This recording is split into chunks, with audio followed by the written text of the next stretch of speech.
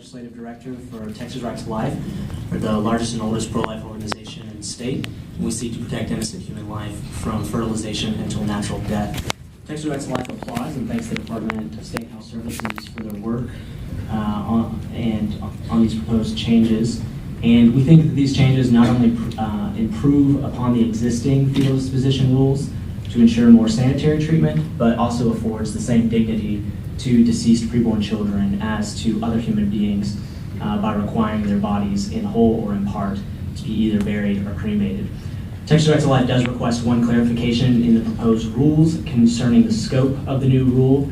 The first sentence in Rule 1.134 clarifies that that this applies to waste that is both from and generated by the facilities listed in that section. We would ask that a clarification be put into the rules that clearly state that this does not apply to miscarriages that occur at home, whether they were induced or spontaneous.